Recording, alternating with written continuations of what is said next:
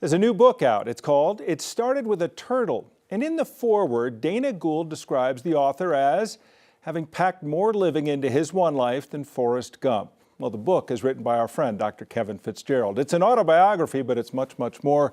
Kevin is kind enough to join us here today. And I was just saying, you and I have a lot of ground to cover here. All of the great stories about growing up in Denver at the time you did, security work you did for the Rolling Stones, becoming a veterinarian, and becoming a stand-up comic as well. That's a lot of life. Well, if you don't get married, you can do a lot. You know, right? You know, I get it. You're a product of your time. But it's a Colorado story. You know, I grew up here, and you're flavored by the times, and what an exciting time it was coming through in the '60s, and things that were happening. The music was great, and you know, the emancipation of women, you know, were coming on strong, and it was just a wonderful time. So you and I should say, have done a lot of stuff together. You and I have spent time together on TV. Yeah. We've spent time in your veterinary office. We've been on stage doing everything. And it's for the better part of 40 years I've known you, and I just love the variety. You've never been bored, I don't think, a day in your life.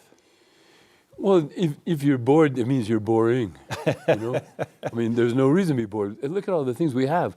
There's movies and TV, there's food, there's reading and plays and the outdoors. I mean, we were meant to be outside, you know? I mean, look at Colorado. So we're so lucky to live here. And you should seize it with both hands and, you know, live life to suck the orange dry. You can't, you know, you can't. You've done it. And when you talk about comedy, I know you talked about so many of your great friends that people will recognize their names, George Lopez, and people you knew who've passed.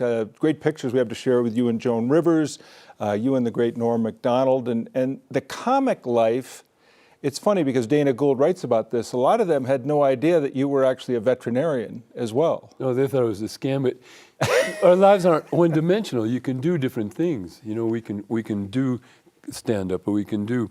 You know, people should not be afraid to reach out and try something. So you started doing stand-up after becoming a veterinarian. You thought it would be fun and interesting to try it. Now you've been doing it for years.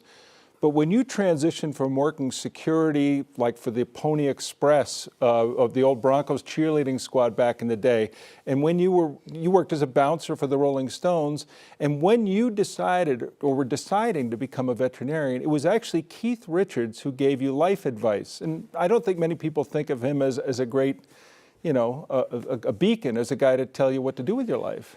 Well, people can say what they want, but the Stones are really organized. And at the end of the '78 tour, we were in Philadelphia, and I had a chance to go to vet school or you know, maybe apply to vet school. And so I asked him, you know, man, I could stay and do another tour.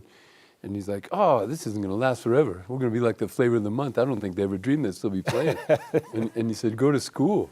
So he wrote my recommendations probably on a wall somewhere, you know, but he's the best guy ever. And when Keith says something, you do it, you know. In your book, you really do care about animals. You talk about not only animals specifically that you've had the chance to work with, but you're talking about the environment, the ecology, the global situation we're in. It's taken you all over the world via television, but also your own curiosity. You've gone to the poles, you've gone to Mongolia, you've been everywhere. Well, they're not everywhere, but you know, traveling is great, and I think we were given this wonderful biodiversity, all this wonderful animals all around us, and our intellect, and all the other animals are waiting for us to use our intellect to save the place, you know. So, but there's 10 million other forms of life on the planet, and we were given this intellect to maybe have a little bit more to do with saving the environment, and I'm encouraged. You know, the main thing about the book is I tried to make it positive, you know, and make it not just, you know, doom and gloom and, you know, dun dun dun dun.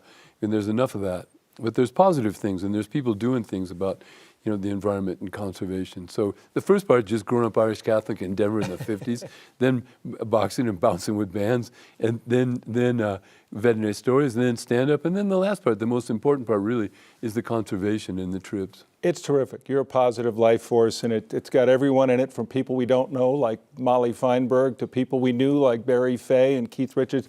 It's a wonderful book, and I thank you for sharing it with all of us. Thank you for having me. It's always great to see you. Thanks for all you do. Dr. Kevin Fitzgerald. Again, it's called It Started with a Turtle.